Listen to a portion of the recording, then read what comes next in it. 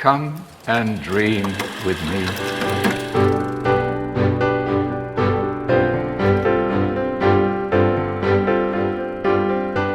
Hello and welcome to What Do You Want to Watch, the Explosion Network's premier media podcast. Every fortnight we get together to talk about movies, TV and online content and help you answer the question, how do you make the highest grossing film of all time?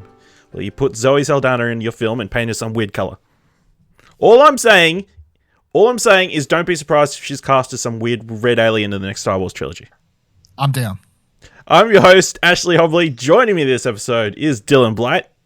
Hello. I was listening to a podcast the other day where they wanted what's Mary Jane's name? The actress. Zendaya.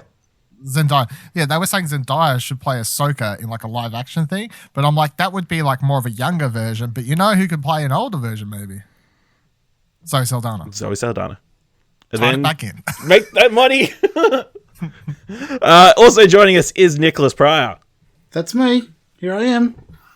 Yay! I will also play Zoe Saldana in her biopic. What are you, Scarlett Johansson? Gee, that would be a bold choice. We've got a big episode. We've got to be talking about everything that we've been watching. We're going to be talking about some film news and stuff, and then we'll be talking about the movie that we ended up watching, Les Misérables? Yes. Or is it just Les Mis?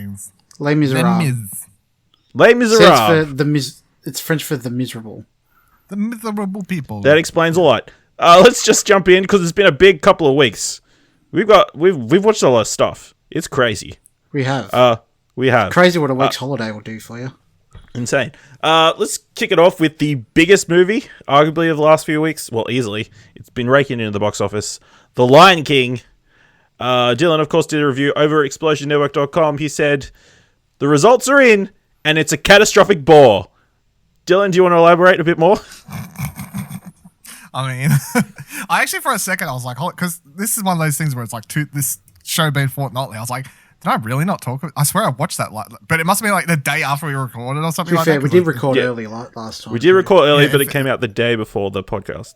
It feels so long ago. But yeah, The Lion King was pretty shit. I thought it's my least favorite Disney live action thing. I'm definitely not a Disney live action hater because I actually really liked Aladdin and I was copying slack for saying how much I enjoyed that. I actually would rather watch the live action remake of that than the animated one. If you gave me the choice right here and now, which one would I prefer to watch? And I really enjoyed the way they did that one.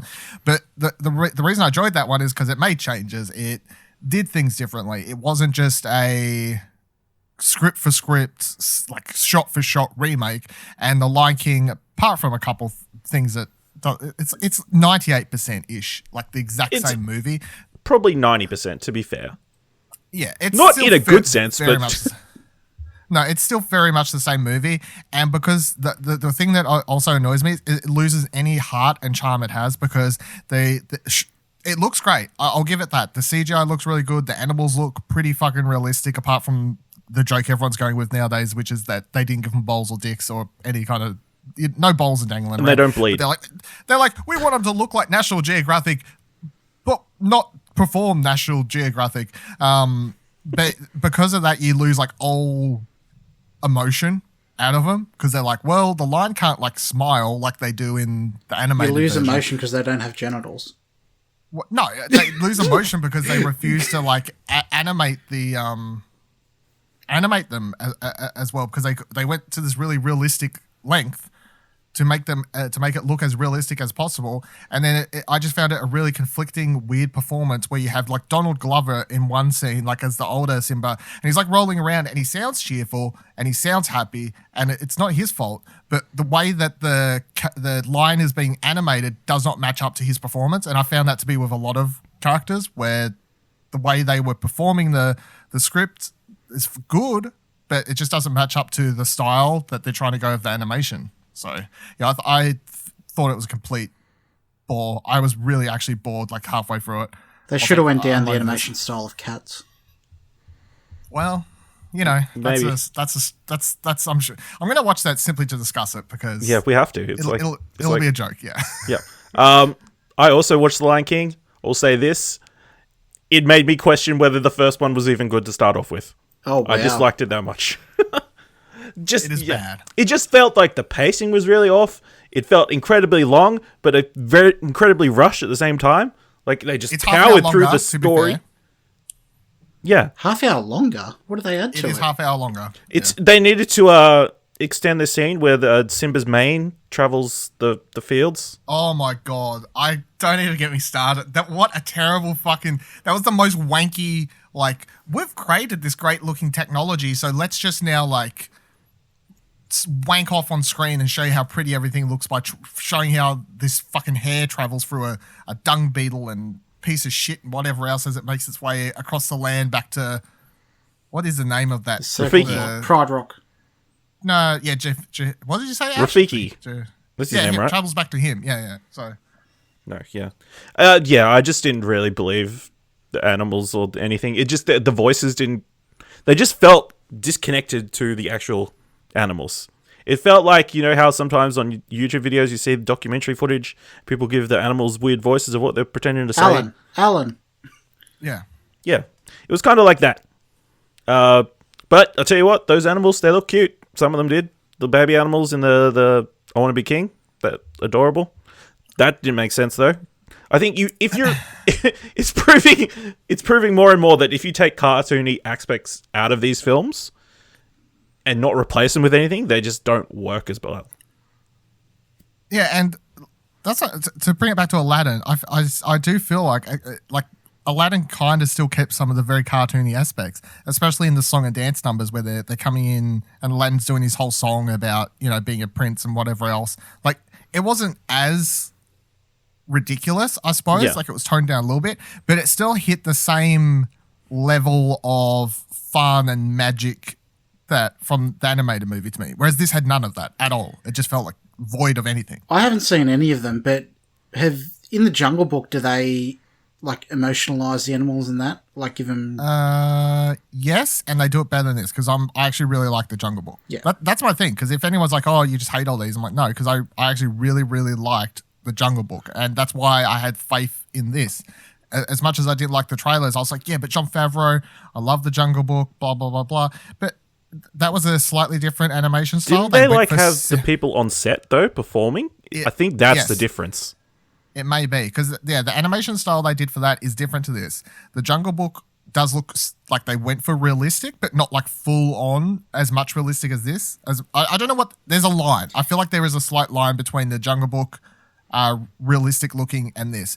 But you still have, like, Baloo doing a song, and it's Bill Murray, and, you know, rubbing up against the tree and all this sort of stuff. But it works really well. And then you also have this grounding element of that movie, which is this really great performance by the kid, the one human actor in it, and he makes it work so well. And I think that kid's like underappreciated, because without his really good performance, all of the rest of it just would have fallen apart. But he makes you believe that the animals are real, because you're like, that's a human character.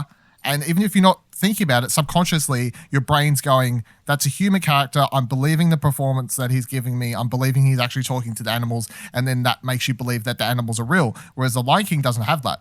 It's just all animated, you know? Live action in quotation marks. Apparently there's one live action shot in the whole movie. Yeah. Whatever that is. And then, yeah, it was weird. The singing, dancing. Why do they even have that Beyonce song? It was weird. Just so they could put it on the soundtrack, I guess. Yeah, it's a good song. I to didn't like it in the justify having movie. Beyonce in the cast. Maybe. Yeah, I mean, and she's fine. Like, once again, No, she she's was neither not. bad or good. She was just. I didn't believe. Whatever. Yeah, it sounded like she was recording in a recording studio. They all were. No, like it was very obvious that I don't know. It just sounded disembodied from Nala. I should say my one positive that I point out in my review, which is I really enjoyed Timon and Pumbaa. Yeah, they were good. They were the only good element, and it's because those Seth Rogen and what's his name? I've got the thing out. Billy Eichner. Yeah, Eichner. Those two were given free range to kind of just riff a little bit, and you can tell they did that. They just went off script, and it made those characters feel fun, and they were Timon and Pumbaa that I remember, but they were new versions, and I actually kind of enjoyed it. Like, there's literally one stage where that first song that they sing, I can't remember the name of it, the song that they sing where it's like Simba grows up and you sing Hakuna like, Simba Matata? song. Is it just called Hakuna? I thought it was like thought Can't it Wait was to Be something King or something. No. Yeah, I thought it was something else. That's the one at the what? The one at the with young Simba, where he's trying to get rid of. Yeah, and they have a montage where he grows up. Singing it as he grows up. Yeah, I thought it was called something else. But what? Hakuna Matata. Yeah, Hakuna Matata is what they're singing when he grows up in the forest. You know, with that iconic shot of them shaking their heads on the log thing. Yeah. Yeah. Yeah. I thought the song was called something else. But there's a part where they're singing that, and as the song comes to an end, you hear like Don Glover's like, he keeps riffing. He's like, needs no worries. And you just hear like Seth Rogen. I've heard that song far too many times at work. You hear Timon and Pumbaa do this whole thing where they're like, you can't say, he keeps going. He's like, why won't he shut up? And you can tell that it's just Seth Rogen and that bullshitting on the set. Like it didn't seem anything part of the actual thing. Because I know the three of them recorded that. I've seen behind the footage where they were recording that. So it just sounds like Don Glover's like singing along, and then Seth Rogen's like, he won't shut up. Why is he stealing our song? Oh my God. Like, and then Seth Rogen literally has his laugh at some part in the movie after he farts, and you just hear he's very Seth Rogen like, like, yeah. So I enjoyed them. I just wish the movie had more of that free range they were kind of given, I guess, but they don't. Yep. Okay. So don't go see The Lion King. Just watch the original. I won't. On Stan. Speaking of Stan, Nick, you watched the first few episodes of the new drama, The Loudest Voice. Biopic, that follows the story of Roger Ailes, who was the mind behind Fox News. Yes. He is an absolute shitbag. Played by Russell Crowe. Yep. I'm kind of in a mixed mind about this because it's good. It's Russell Crowe's fantastic in it. All the actors are fantastic in it. It's more of I guess, they played it safe, kind of. It's more about the man behind it than, like, the overarching ideas and political impact that Fox News has had. It's, I guess, not as scathing as I wanted it to be, and it also paints Rupert Murdoch in a kind of sympathetic light as well, which is, I thought one of the production companies was owned by Fox or something. Oh, well, that explains it then. I'm not 100% sure. I might have to look it up, but I feel like that's what I remember seeing it. That might be the case, yeah. But, yeah, I'm meaning to continue watching it, but being on holidays, the latest episode didn't come out and Stacey didn't want to watch it, so that's backed up for me. But, yeah, I enjoyed it. I recommend giving it a watch if you like to see Russell Crowe act and see how much of a shitbag this guy was. But, yeah, it's pretty good. Yeah, cool. Dylan, you watched the other film that came out that caused a bit of a splash. Crawl, the crocodile movie. Yeah. Yeah, good job. Crawl's pretty darn good. I think it's like, it feels a missing genre that we haven't been seeing much of, I guess, which is the, oh shit, it's a fucking animal that will kill me. Let's spend the whole movie being in terror of the thing.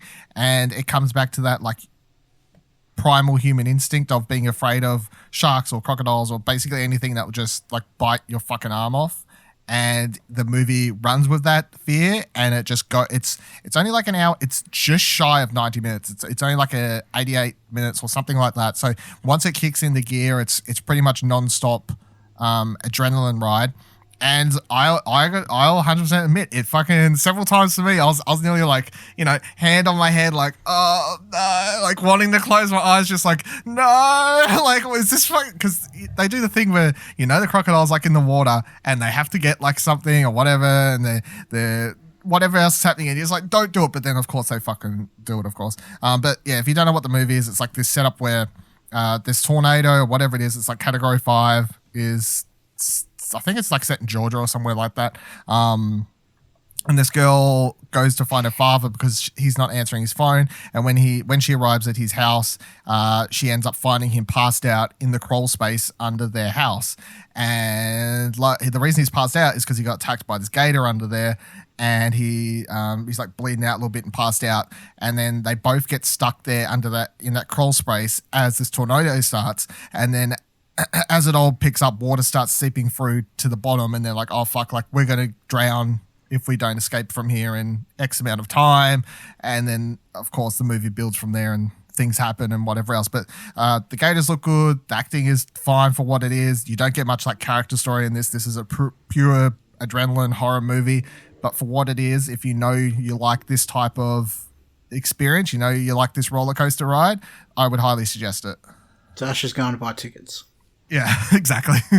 Yeah, no. Yep. But see that over Lion King? I mean, it's a 1-to-1. One or the other. It's 100% Kroll. I'd rather watch Kroll again and still sit there being like, I know what happens, but I'll still be like, ah! Come on, little kids, go see Kroll. So we got a bunch of TV shows that we got to talk about. Let's kick it off with The Boys, the new Amazon Prime series based on the comic book series by Garth Ennis and Derek Robertson. I've watched all of it. Nick's watched all of it. And I believe Dylan's just watched the pilot. First episode. I watched one episode because I knew I wouldn't have time for all of it, but I felt I should at least watch one so I can be part of the conversation. I will ask this. Have you guys read the comics at all? I read most of it a lot of years ago, and I started to reread. I've got through 1.5 volumes so far. I read the first volume a year or so ago when they announced the show originally, and then I was waiting for the rest to go on sale and never saw it go on sale, and I never picked Humble it up Bundle, again. get them all. Yeah, is that the current thing? Yeah. No, I might have to pick it all up again. But I reckon after I finish the season, I'll just probably reread the first volume and start again because I was like, oh fuck, I should have got back to that. But Well, I will say this: it is not a direct adaptation. They've no been way. very, very liberal with their changes, and I would argue it's for the better.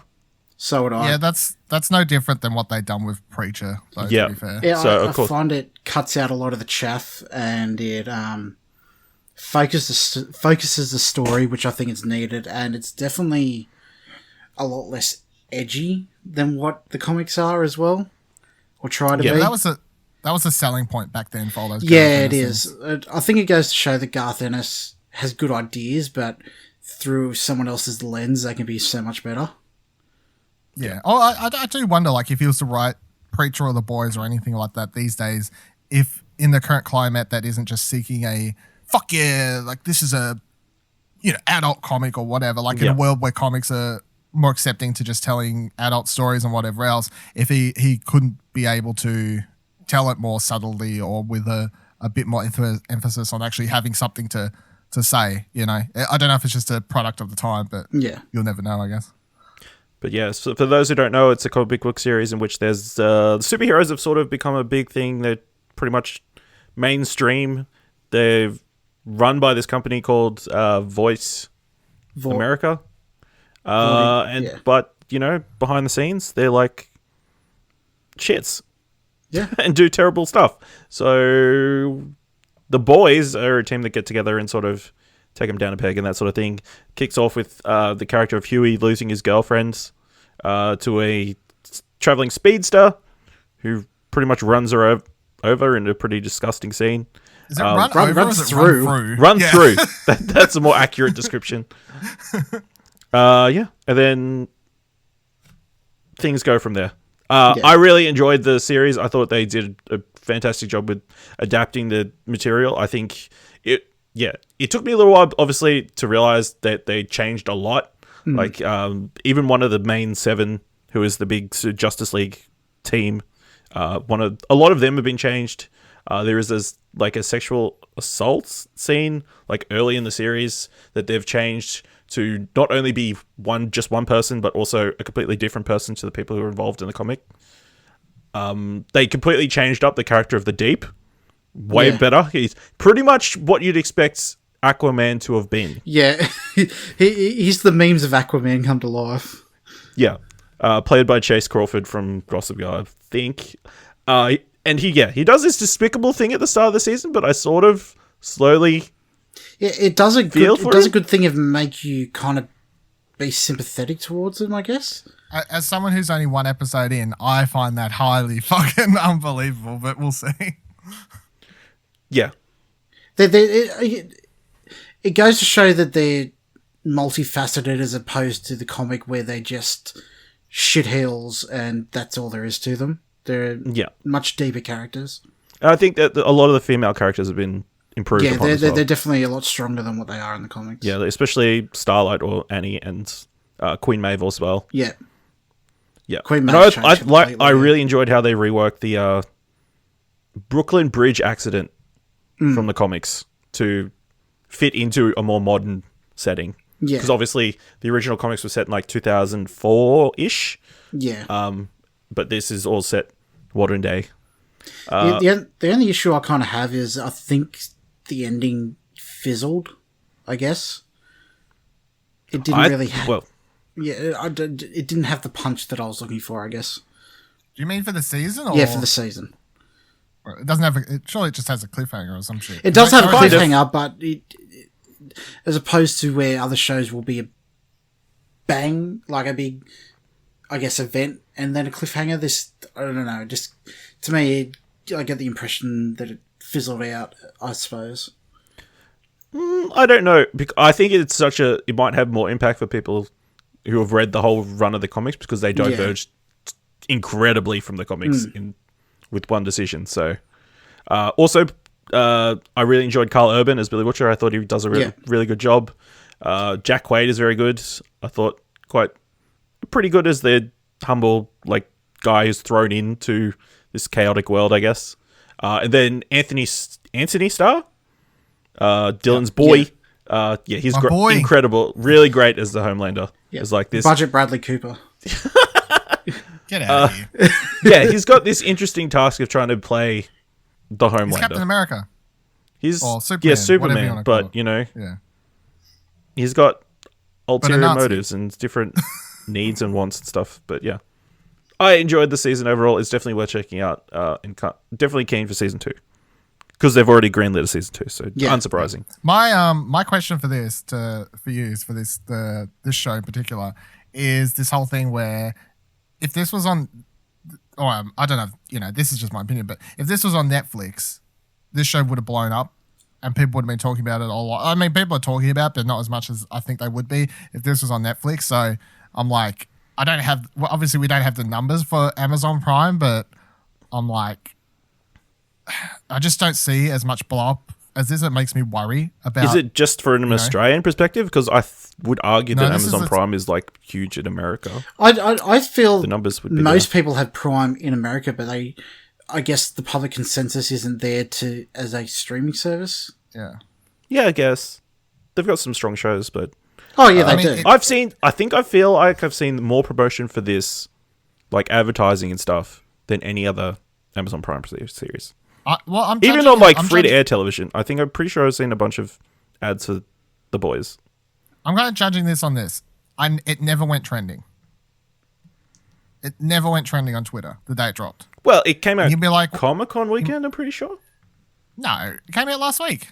The start of last week. Wasn't that Comic-Con weekend? The end of the week. It was the end of Comic-Con week or the Monday after or whatever. So, but either way, my thing is this show doesn't go trending. Stranger Things drops, it trends. Whatever Orange is the New Black drops or whatever. That's different. Those are things with multiple seasons beforehand to have built an audience. This is a brand new title.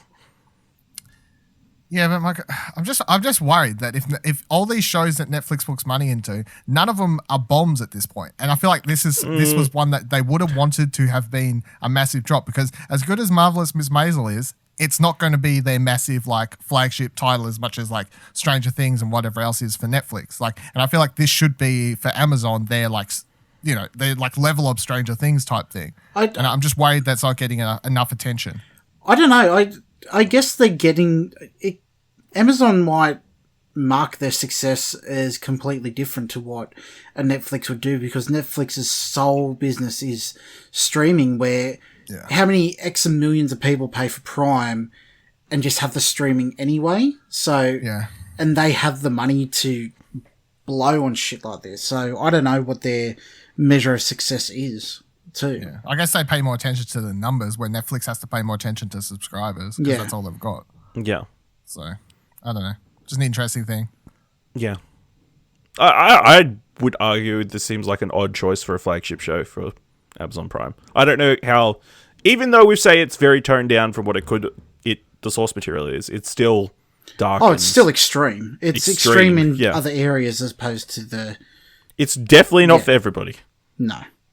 I would say if you like The Watchmen, you'll like it though. And there's a big crowd that like The Watchmen movie. So I think this is basically The Watchmen. It's not, and it is, because I feel like it has something to say about the superhero story genre, however you want to word it, much like Watchmen did as well. So it just reminds me a lot of Watchmen, and Watchmen has a huge following and love, and Watchmen's pretty fucking mainstream for what was a like hardcore comic back in the day, you know. So last episode we talked about the dramas with season 2 of Big Little Lies, and then Nick, you went on and proceeded to binge watch both seasons of Big Little Lies. Yes. At one point, you were further ahead than Dylan was in the series. It's crazy. I know. I mentioned Very I angry. got to record something with Ash. I was like, this motherfucker has surpassed me. I'm like, oh, I'll wait for the whole season to drop and I'll binge it. No one for this whole time we've been doing the show has watched Big Little Lies but me. And I'm like, yeah, my favorite show of the year. No one's ever got to talk about it. Next second, Nick's fucking ahead of me. He's finished the whole season. It was kind of a accidental perfect timing too, because the time we finished the last episode dropped. So yeah, it was really good. I really, really, really enjoyed the first season. I think the second season kind of didn't need to happen. Well, Dylan, as someone who has now watched the second season, do you agree with that sentiment? Well, I was going to say, hold on. I just want to, because we can get to the second season soon. I just want to, before we move past the first, I said it was my favorite. Would you agree that it's as good as I've always been saying it is? And, you know, I gave it my number one show of the year it came out. Would you say it's like that good? Not to say. I think it's definitely top 5 material. I don't really remember what else came out that year, but yeah, it's certainly up there. Yeah, it's really good. The second Justified. season. So when the second season, when they announced, my automatic reaction was why? Because I thought the first season finished up quite fine. So I'll say that my feelings on the second season are it was good. Was it a necessary story? I don't know, but I enjoyed the story they told nonetheless. So yeah, I guess the biggest thing for me too was the first episode. It sets up a mystery, and each episode is working towards that, and you got the flashbacks, the flash forwards, and everything like that. Whereas the second season was very more hitting all the beats along the way. That there's no kind of like, I guess, foreshadowing or something you're working towards, which you are in a way, but not in the same sort of style the first season was, in a way. The first season is a murder mystery. Yeah. The second season is basically an exploration of dealing with the victims of the first season and their family and how people deal with that. And I got to be honest, the way they tackle it and the character they bring. I'm trying not to give away too many spoilers. I know that we can spoil it. I absolutely fucking loathe her. Yeah, it's like I'm trying not to give spoilers because I really want people to watch the first season who haven't. But so Meryl Streep comes in to play a character, a mother in this, and she is absolutely brilliant, and I'd be highly surprised if she doesn't win an Emmy for this role. For this role, I really don't like her, but I understood the character. Oh yeah, and as much as I disliked the character, I kind of understood where the character was coming from as well. Even when she was completely saying stuff where you just want to be like, "Shut up, you're a fucking idiot." All these people are saying something to you, you're choosing not to believe it, but at the same time, the story they explore of her character was like, it felt really quite real.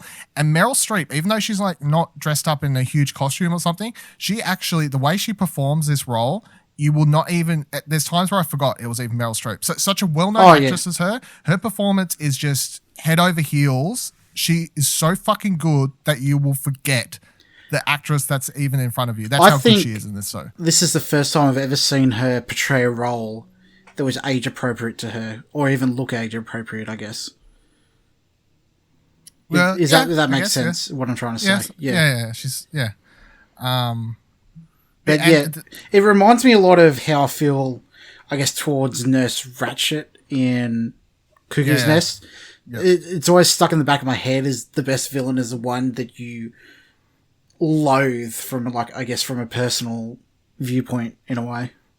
But again, it's like you understood why, like, and she's just doing a job and whatever else, but you're like, fuck, I hate you. Like, like there's just certain things she does, but at the same time, she's not like a straight up villain. No, you're not like, you're a terrorist. Understandable or something like that, motivations. Yeah, exactly. So that's what makes them so well. But yeah, as great as the first season is, and that won a bunch of awards. And as weird as the behind-the-scenes action of the second season is, I still reckon the show will win a bunch of awards, especially her, because her performance is currently would be my top runner for best TV performance. Yeah. I wouldn't say Big Little Lies season 2 is going to top my top TV show list. There's other stuff I've watched this year that I would might prefer, top mine but because of the virtue of what else is coming out so far. But yeah, like I'd still put Chernobyl and whatever else above this as like Yeah. a TV series, like what I've enjoyed more. But her performance would be my best, the best performance I have seen all year long. But to quickly touch on the behind the scenes stuff, it is so fucking noticeable in the opening credits, but after that, I don't notice at all. Yeah. So they did a really good job at the editing and hiding whatever they were doing, but you notice in the opening credits, because when it's saying like created by, written by, and it's like one person, and it says edited by, and it's got like 7 fucking names. That's crazy. It's the most amount of editors I've ever seen on any TV show. It literally has like 2 slides for some episodes. It'll be like, oh yeah, fucking everyone and their mum was editing this episode. Like, it's fucking crazy. How does it even work? I don't know. I really don't know. do you think it's going to go into a third? I really read hope it interviews. I read interviews recently where they said they have currently no plans, but they have ideas, and if they want to, like, basically they were saying if they feel like they can extrapolate the ideas they have into a fulfilling narrative and story, that then they would be willing to do it. But at the moment, they're like not too sure. Yeah. And I have some ideas, obviously, with the way the show ends, where they could show you what happens there. But once again, it's like It kind of wraps it up into a neat little bow. yeah, it's like, do I need to see what I kind of know is what's going to happen? Yeah, it's here? just going to be more of the same of those characters dealing with trauma and what other kinds. Yes. So. But at the same time, I'm like, would I be open to watching? See, obviously, I can't spoil the end of the show. Would I be open to watching a show that's a bit more focused on the way the season finale ends? It focuses kind of on one character doing something to overcome like a PTSD type thing, I guess. Yeah. And would I like to see them actually in another season come around to finding happiness again or something?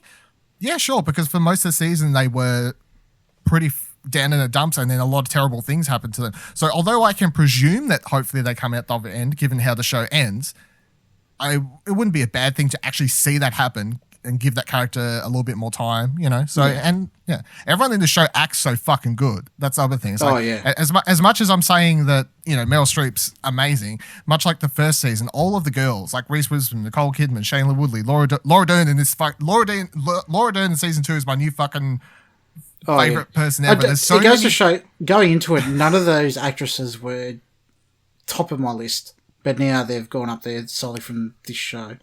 Yeah, there's like Zoe Kravitz, and then the guys are good too, like Adam Scott and I really felt for him the whole time. Yeah, and they give them good stories, more so than the first season. But it's like, yeah, I don't know. I can't suggest this show more than I already have at this point. I feel, and I'm glad that you've watched it now, so I can have someone else backing me up on the show. And I'm like, everyone watch Big Little Lies. It's so fucking good. Yeah, Ashley, get fucking to it. All right, let's try and fit it in somewhere. Binge it all in the next fortnight. It's fucking 8 episodes. You binge watched 23 episode Gotham seasons in like 2 days.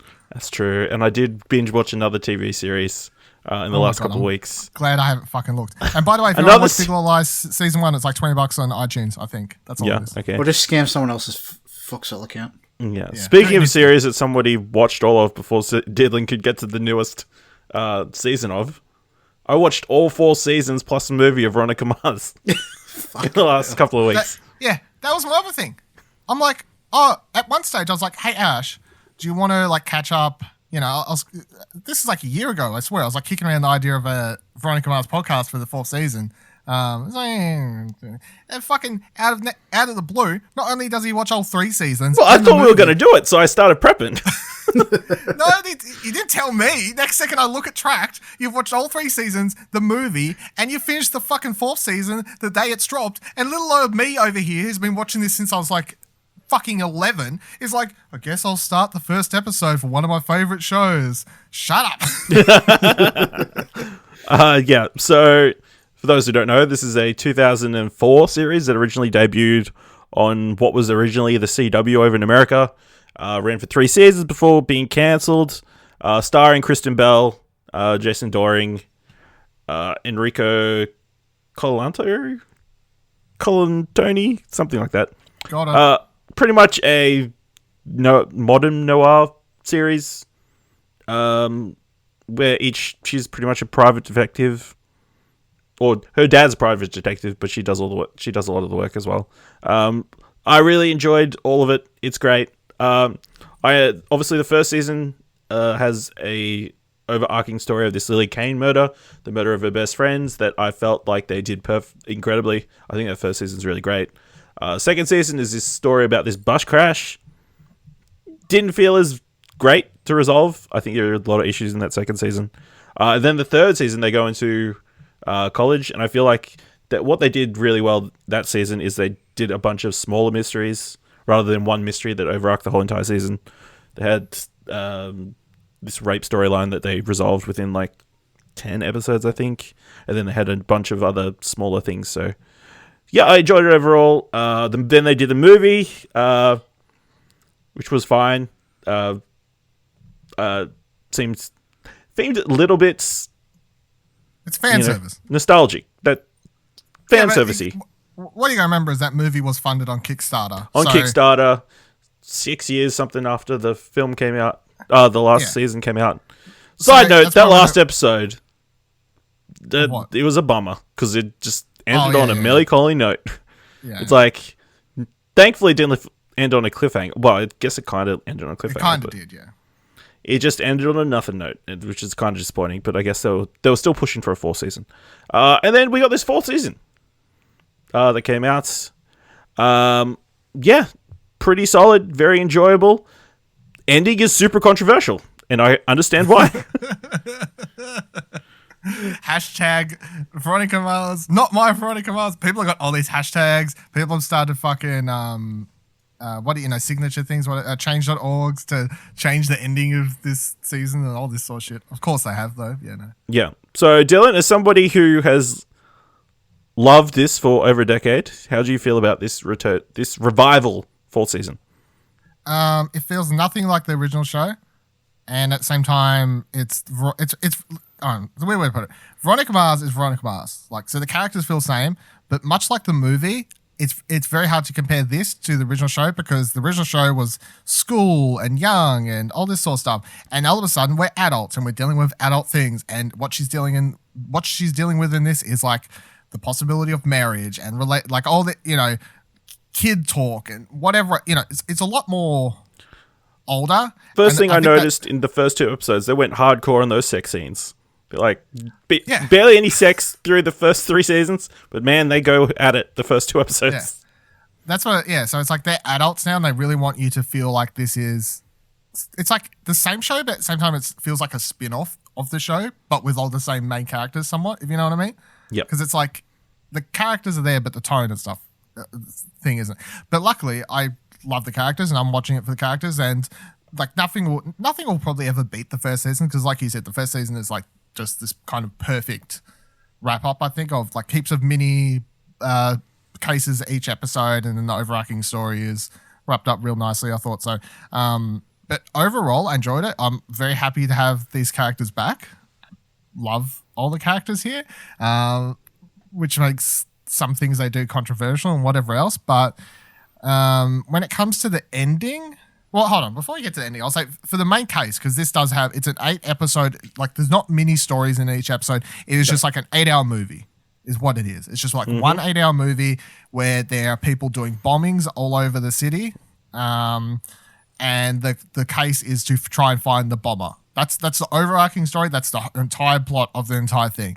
I'd like to point out that I guessed correctly to Ash at one point. He asked me who I thought the killer was. I guessed it was right after one episode. So not to say that this show has taught me to be a DI, but I am a fucking dick. You know what I'm saying? Like, well, yeah, okay. It might be a spoiler to say whether you're right or wrong. Give me my points here. But for that case, the case was fine. It was enjoyable. I liked some characters it introduced us to. I liked the way it all wrapped up at the end. I thought it was fine. It was a fine case. It wasn't like a mind-blowing twists and turns or anything. It was fine. When it comes to the ending, I find it was a shock. The episode credits started rolling, and I literally kind of sat and stared at my TV for like 5 minutes, unable to move, just kind of taking it in because I was like, okay, that's That's a thing that's a thing that they've done. That's an interesting thing. And then shout out to Buddy Watson, who is also a long-term Veronica Mars fan. When he finished the Marshmallow, he calls finale, himself. yeah, Marshmallow. When he watched the finale, he messaged me that just said like "what the fucking capitals" or something. So that was quite good.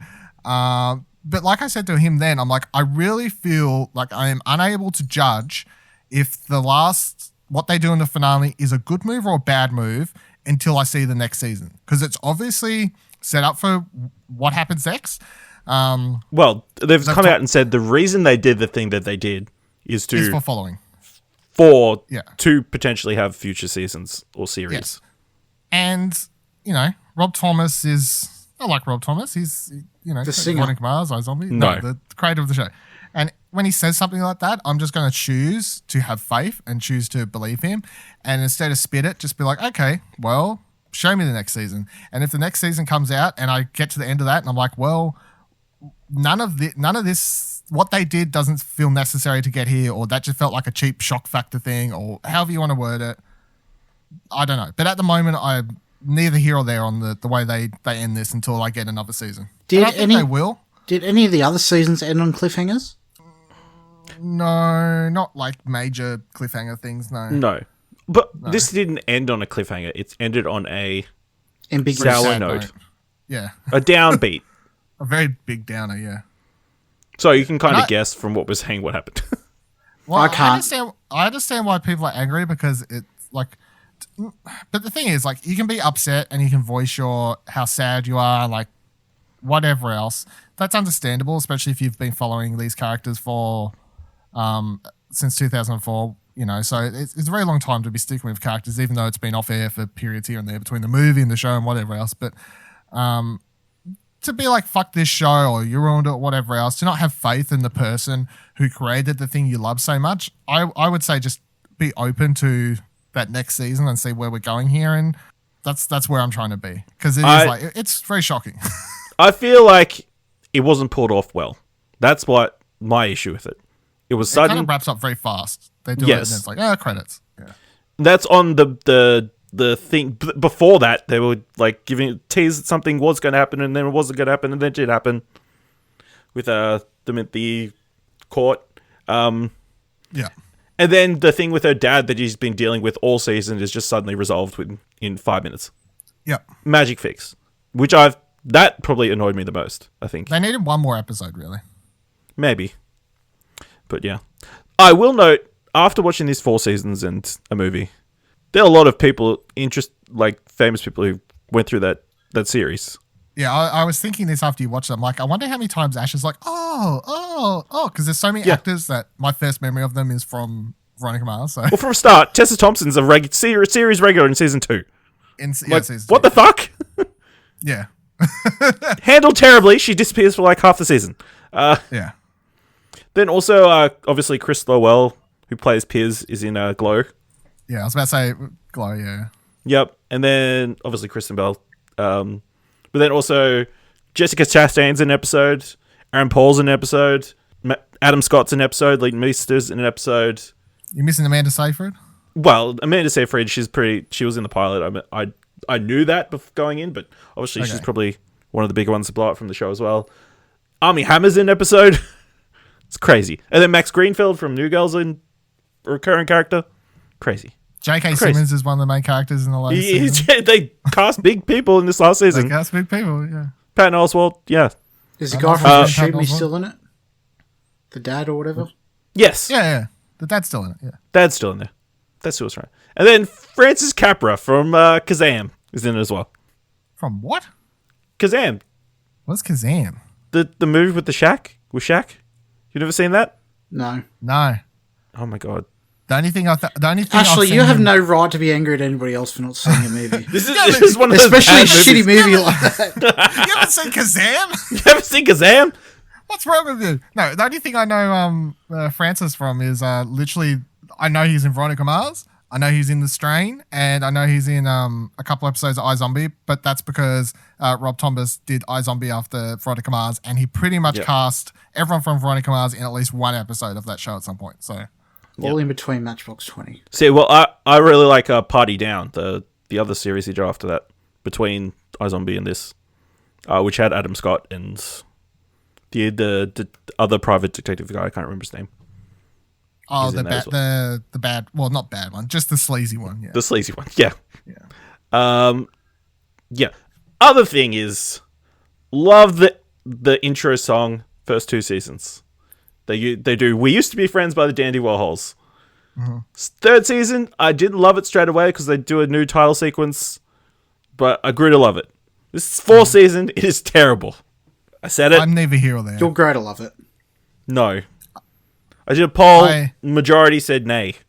Nay. My biggest problem nay, with I say. it is that they did it because they're like, it's a bit more gritty. This song's a bit more like noir feeling or whatever. I'm like, but honestly, I'm just like, hey, it's fucking 2019. Just ditch the opening credits thing. Feels like a friggin' CSI or something.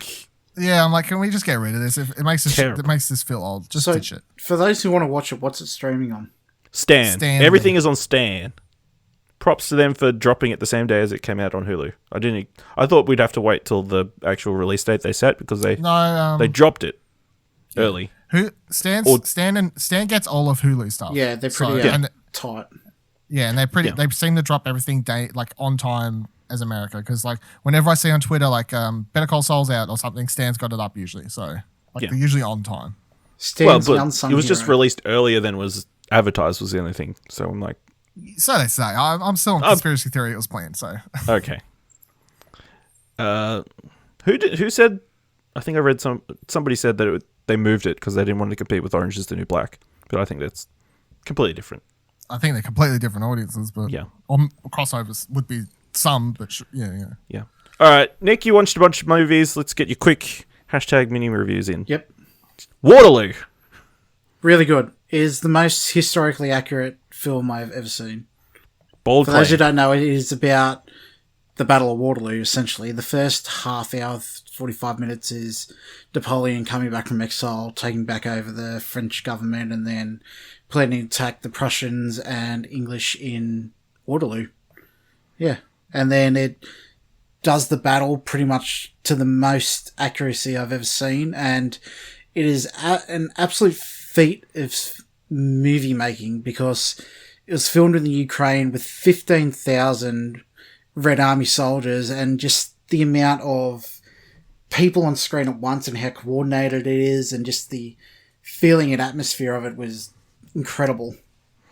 Yep. They just couldn't escape if they wanted to. Not related to ABBA at all? No ABBA references? No. Not at all.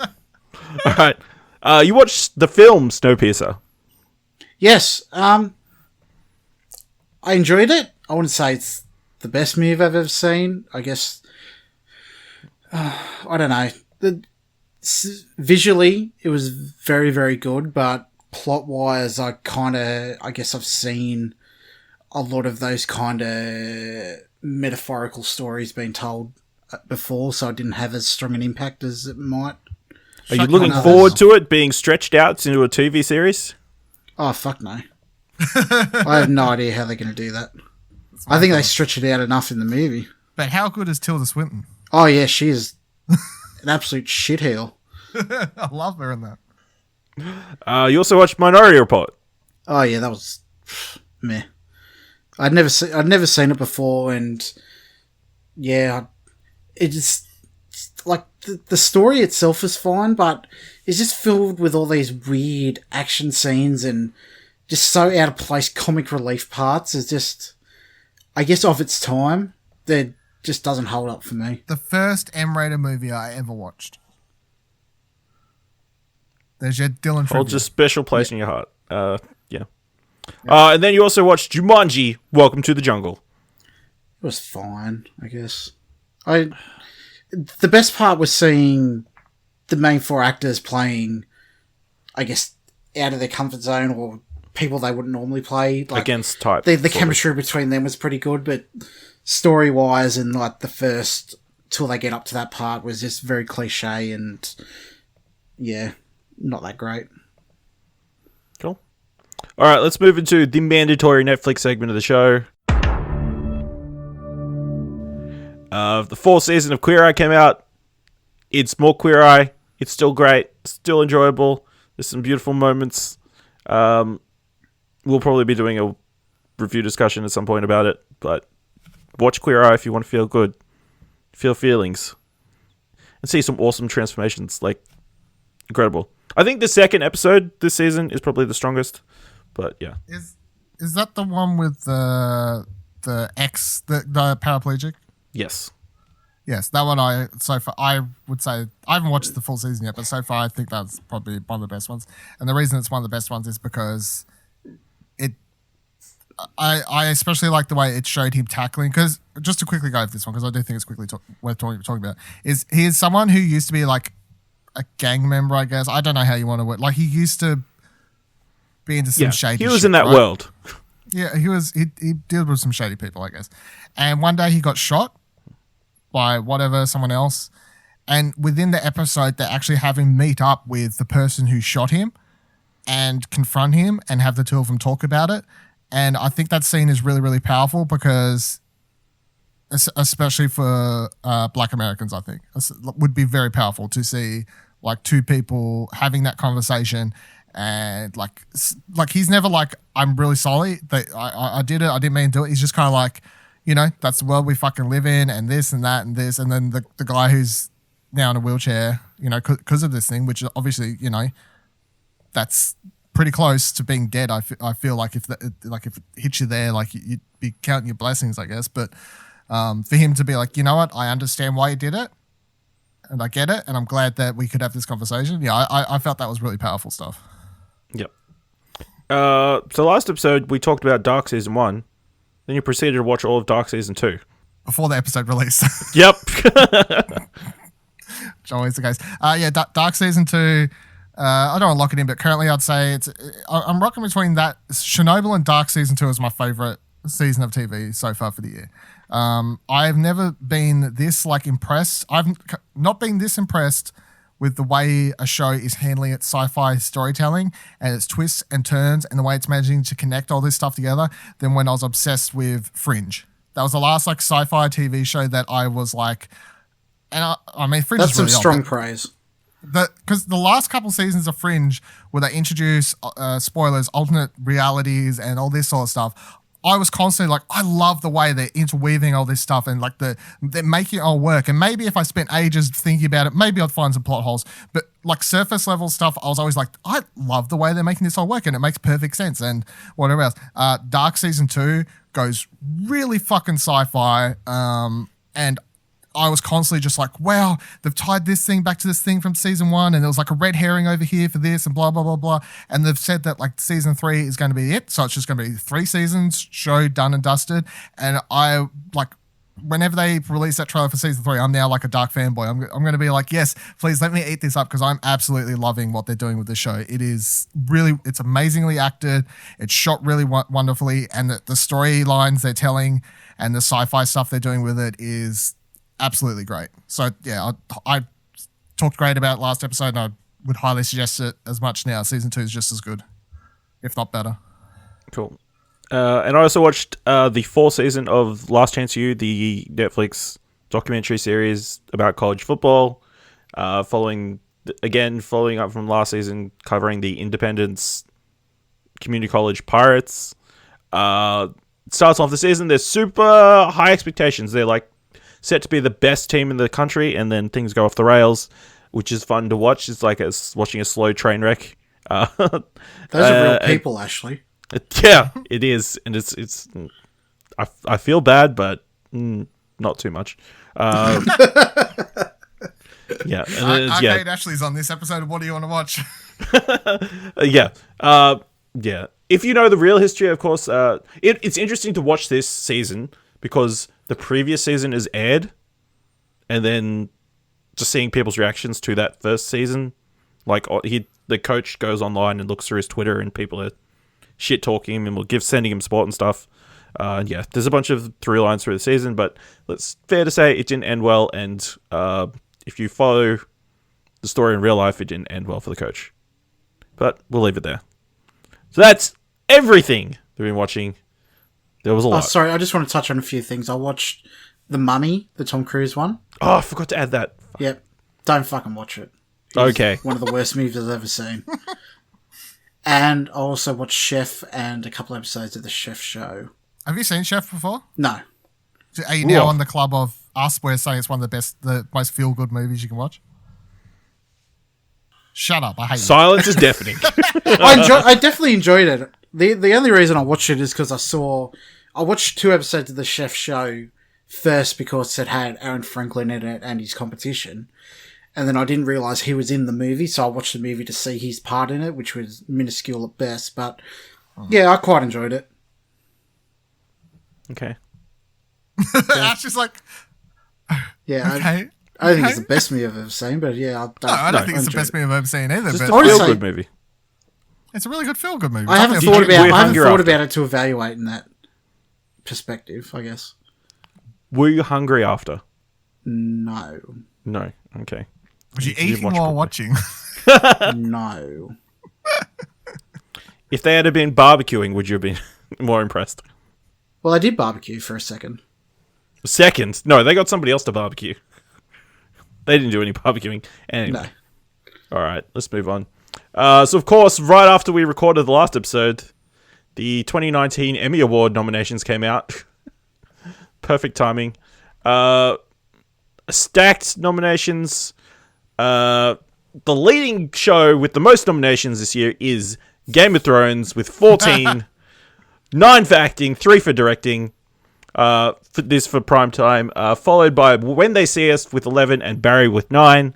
It's also worth noting that including nominations at the Creative Arts Awards, Game of Thrones established a new record for Emmy nominations received in the same year by any comedy or drama series with 32, breaking the 25-year-long record previously held by NYPD Blue, which received 26 nominations in 1994.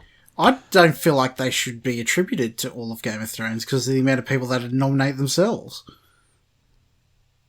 What? Gwendolyn Christie had to nominate herself. Yeah, she was Alfie from Game of Thrones. Yeah, I know, but I don't know. It doesn't feel right. Because they But wouldn't have we can that put many this nominations if they didn't go discussion out about of their Game own. of Thrones being good or bad to bed. It's good because it's the highest nominated show of all time. I'm not getting into this with Critically- Ashley. Critically approved. No, they got to win the awards before they're critically approved. It's nominated. That doesn't matter. The Green Book was It's great nominated. just to be nominated. The Green Book it's was in the nominated top- and won. It's in the top 8 TV dramas on television this past year. Oh my god! I'm not fucking. Anyway, we'll just quickly go over the top 3. I assume we're going to be doing some sort of prediction thing later in the year. Probably right before the Emmy Awards are. But for outstanding drama this year is Better Call Saul, Bodyguard, Game of Thrones, Killing Eve, Ozark, Pose, Succession, and This Is Us. Strong list.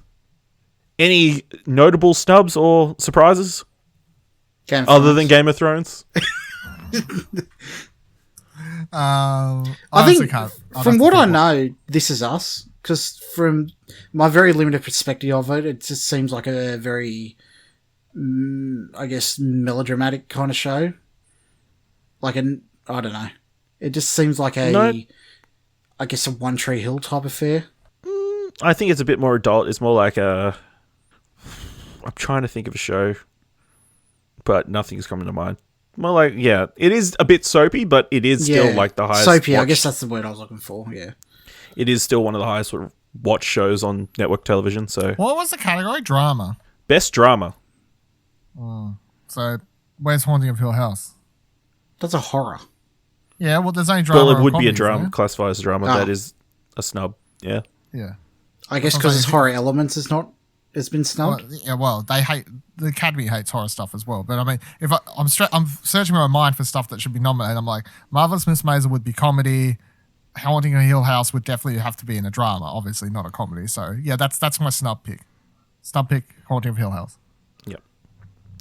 Up for outstanding comedy series, we have Barry, Fleabag, The Good Place, The Marvelous Mrs. Maisel, Russian Doll, Schitt's Creek, and Veep.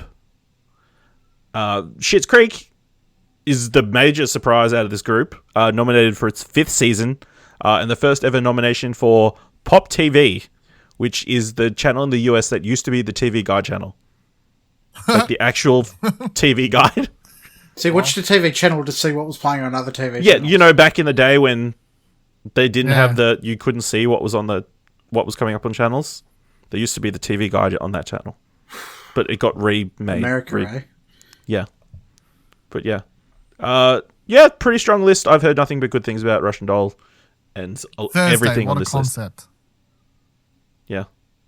That's a meme from the show. I haven't watched it, but but every time I see the meme, it makes me laugh, and to the point that I reckon, because I want to watch the show, it's on my list. That I reckon when I finally get to that part in the show, I've seen the meme so much now, and it makes me laugh every time I see the meme. I may die from the actual part if the meme makes me laugh every time I see it, because there is a Twitter account just called Thursday What a Concept, and every Thursday it just posts the same picture going Thursday What a Concept from the show.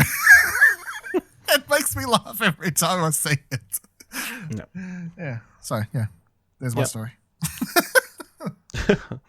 Yeah, strong category. So, I guess for some people it's surprising The Big Bang Theory didn't get a nomination. I guess No, in it's its not final surprising. season. It's a garbage show. It's been nominated a bunch of times before. It's just, I guess Goes to show the Emmys isn't something much to pay love, but attention to. just, those final seasons, there's a nostalgia thing. Admittedly, that's the strong reason why Game of Thrones got some nominations this season. Yes. How about The Good Place? The Good Place got stumped. Good Place. No, The Good Place is in there. Oh, I missed it. It's nominated. It's good. Nothing to be... Then we're good. Well, We're good. Moving on. there is a massive snub that I'm very upset about, but we'll get to it at another time. Okay. Unbelievable comedy, that Darcy it's Brooklyn Carden Nine-Nine, didn't get isn't it? nominated for Best Supporting Actress. Oh, How unbelievable. Even at Comic-Con when they had their panel, there were people upset about it, but yeah. And then Outstanding Limited Series in one of the most stacked categories probably in the history of Outstanding Limited Series. You have Chernobyl, Escape at Dannemora, Fosse Verdon, Sharp Objects, and When They See Us. When's the time frame from when it can be from? I guess from September last year. No, it'd be like July last year to July this year. No, June or May, something like that. it's something like that. Interesting. It's like a full thing. No, here we go. June 1st, 2018 to 31st of May, 2019. I know that Stranger Things 3 missed out because a lot of people were asking where Stranger Things was, and they were like, it wasn't eligible. Yeah. Same with Big Little What Lies. defines a limited series then? It's like a one-shot thing usually. Yeah. Or like a mini-series with or a Stranger A movie mini thing or- series. Stranger Things wouldn't be. No, Stranger Things is a continuum. Oh, right. I thought It No, would but be a I meant drama. Stranger Things. People were asking why Stranger Things wasn't nominated for best drama, and then they 'Cause it's were horror. like, because it's not eligible. Yeah. I honestly don't know what I'd pick from this category. If you I asked can't me to see pick. Chernobyl not winning. I don't know. You haven't watched When They See Us, or Or Sharp like, Objects. well, no, I have seen Sharp it's- Objects. He's seen Sharp Objects, and as much as I like Sharp Objects, it doesn't have a place to stand compared to either Chernobyl or When They See Us. Also, Chernobyl kind of has that recency thing going for it as well. Well, then When They See Us came out after. I did it? Yeah, and When And They it had See Us has Oprah promoting. Yeah, When They Say it has Oprah, plus it has the relevancy to American audiences more with like, they lit like it's to do with America now, and they're mentioning Trump and whatever else. So But it does have black people in it, so yeah, so they're fucked. that has it going Hey, the against Green it. Book won. Only because it was about a white guy. You can only have one black person. You Only put too because it many was in, directed you've by got a white problem. guy. When They See Us is directed by a black woman. No chance.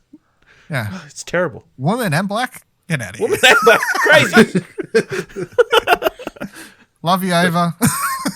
Love you. But yeah. Right before the next Emmy, the Emmy Awards, we'll go through everything. And we'll also be watching some of these pilots. Tweet us or email us. Let us know what you want us to watch out of these TV shows and miniseries. Okay, it was announced recently that Hulu has picked up a new adaptation of The Hitchhiker's Guide of the Galaxy.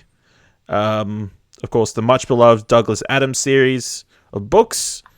It's being written by Lost and Jack Ryan veteran Carlton Cuse and Wonder Woman's screenwriter Jason Fuchs for Hulu. being produced by ABC Signature.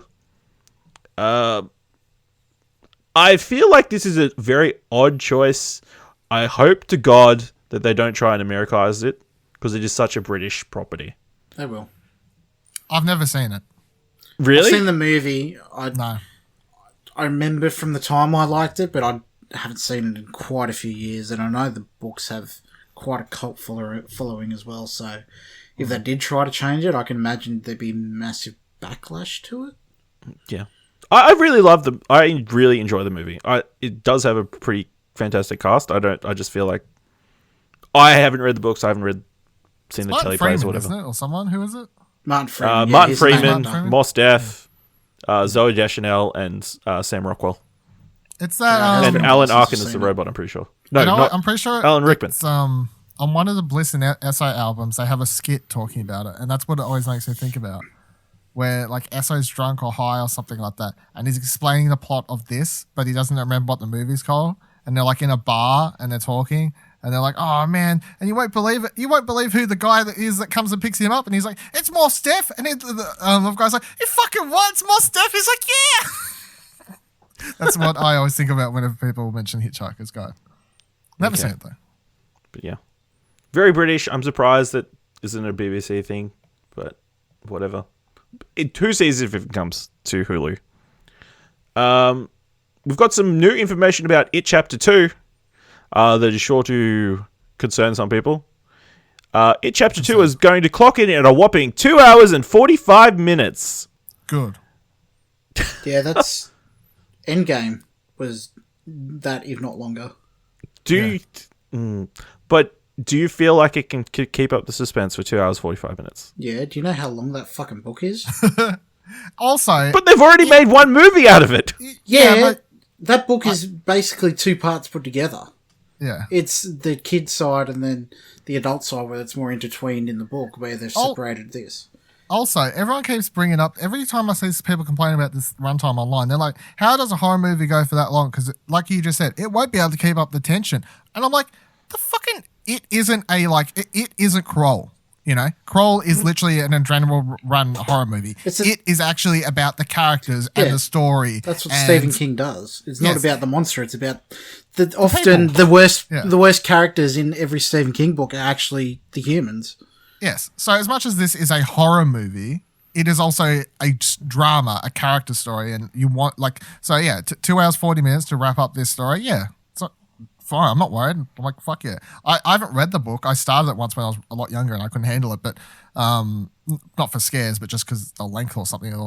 I couldn't keep my attention span up. But you know, if you've seen the size of the book, it's fucking massive. Like how 2 hours 45 minutes. Yes. No. Although it is apparently Andy Muschietti, the director, original cut is 4 hours long. Yeah. So we get no. Give it to cut. me. Give it to you. Also, do you have the news story about the re-release of It Chapter 1? No, I don't. So they're re-releasing It Chapter 1 into cinemas and they're tacking on 8 minutes of Chapter 2 to the end of it. So they're literally doing an endgame. They're doing an endgame to the endgame. Is it gonna break the box office like Endgame has? Yeah, they're trying to catch up. Trying to catch up. I don't like their odds, but yeah. That just seems like... With how close there was Chapter 2 is coming out, why would you do that anyway? I have no problem. It's just a re-release like the week before or whatever. It's no different than when they re-release. There'll probably be like 1 or 2 screenings. It won't be it's like one a or two massive... screenings. It's definitely not like the Endgame cash grab. This is more of a, hey, you know, the sequel's out next week for fans who want the chance to rewatch this in the theater. Here's your chance to rewatch it in the theater. They brought out Infinity War at a bunch of places, or the last few Star Wars, a couple of places before. Yeah, but I guess their films more, you get a better experience at the cinema, where I don't think it was particularly that much better at a cinema as opposed to home. Yeah, if you're talking about it solely like as a film thing, yeah, I would say watching any horror movie of the right audience makes the horror movie better. Yeah. With the right audience, the right cinema audience that are like jumping and awing and laughing at the right points in time, that is going to make the movie a lot better. So if you're going to be able to watch this in the cinema, and who knows if this is Australia, I was reading about American, obviously. Oh, okay, yeah. Who knows if it will be here as well. But, if you're over there, you go watch it with a bunch of fucking Stephen King fans and stuff like that, that's going to be a lot better experience, in my opinion, than watching it at home by yourself. Yeah, because I agree. it's the cinema experience. Yeah. Yep. Do you think there was ever any discussion about splitting it into 2 films? What, it? Make it, yeah. Each chapter 2 and each chapter 3. No. No. No, Okay. it warrants itself to be 2 parts. You can't cram it all into one, and you'd be stretching it too much into 3. Yes. And, I mean, they designed this as 2 parts from the get-go. The get-go, yeah. The first film ends and says, part 2 coming. Like, in the credits straight away. So, and I don't know if that's shocked anyone, because if you know the book or you've watched the original telly movie, you know the movie's going to end and you know there's going to be a part 2 coming. But I suppose for anyone who was sitting there in a theater who knew nothing about it, goes in blind and fucking, yeah. Yeah, then it pops up and it's like part 2 coming. Maybe for those people, it was like, oh my God. Like, I think, too, in what the current climate of movies are now, it's not as big of a deal as it was 10, 15 years ago. The splitting movies. Yeah, splitting it into parts. Yeah, well, realistically, kind of, I guess, started with Lord of the Rings and just they've gone at it from there. Like Hunger to be Games, fair, that was 3 separate books. Twilight, yeah. The problem started when they started splitting one books, like Harry Potter into 2. Harry Potter into 2 movies, I didn't mind. I felt like that was justified. In my opinion, that was a justified one. Splitting Hunger Games, that's when they're cash cowing. Yeah. Splitting The Divergent or whatever it was, which I never watched, but that's a cash cow type thing. Yeah. And all those other ones that they did where they were splitting Twilight. all these things, Breaking Dawn Part 1, 2, that's a cash grab. The only Hobbit. one of these that was justified, Hobbit.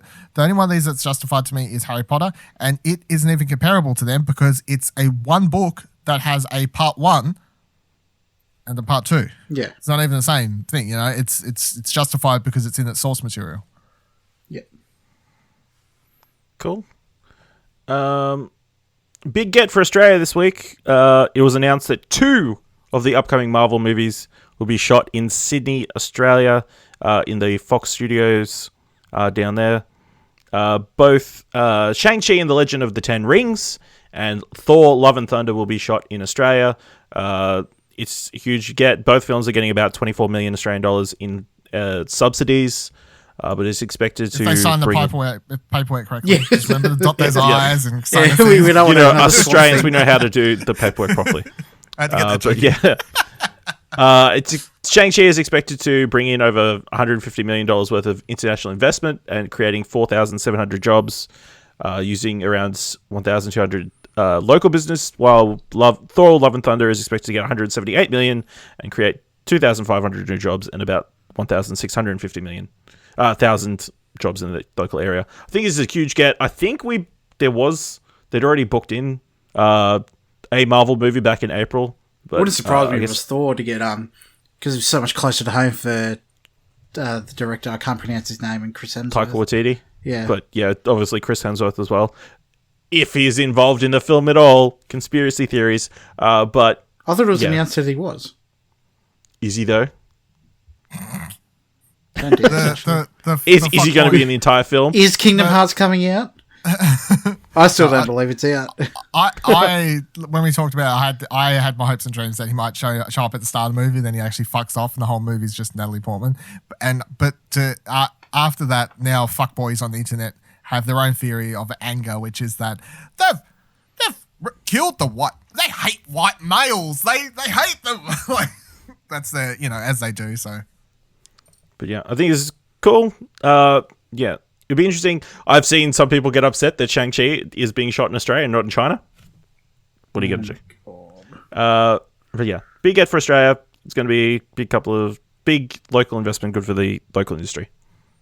Yeah, they don't know if they're going to shoot on. They could still shoot location in other places, for all they know. Yeah, that's true. They could shoot some stuff in China, but I don't think most will be. Yeah, I'd be interested to find out if Fox Studios here is owned by Disney as well. I think they're separate, but yeah. So over two big film festivals that are kind of big players in the award season have coming up and have recently announced their lineups. The Venice Film Festival in Italy and the Toronto Film Festival over in Canada. The Venice Film Festival in Italy. Yep. Geography. The Toronto Film Festival in Canada. Yep. This is your fortnightly geography. To be fair, there are lesson. Torontos and Venices elsewhere in the world. Okay, yeah, just... I'll have you back, Ashley. Thank you. So I figured we'd go through some of the films that are going to be playing there in a segment I like to call Would You Want to Invest? So I'll give you some information about the films. You tell me if you would like to fully invest, partially invest, or not invest. I promise to be better at the game this time. Oh, we can only hope. First up, we have Uncut Gems, the new American comedy drama directed by Josh and Benny Safdie, who previously directed Good Time. Good Time? Yeah, that's the one. Yeah. Yep. Set in the Diamond District of New York City, the film follows Howard Ratner, played by Adam Sandler, a charismatic New York City jeweler, always on the lookout for the next big score. When he makes a series of high-stakes bets that could lead to a windfall of a lifetime, Howard must perform a precarious high-wire act, balancing business, family, and encroaching adversaries on all sides in his relentless pursuit of the ultimate win. Also got Lakeith Stanfield and Idina Menzel in the cast. And The Weeknd, apparently. And The Weeknd. The Weeknd. The Weeknd. I invest. Yeah, I invest. I don't think it's going to be good, but I think it's going to make money. I actually think Adam Sandler can act under the right directors. So, and I like Good Time, so I would invest under. And I like Faith. Billy Madison. Yeah, I like Billy Madison. Interesting. It's going to be distributed.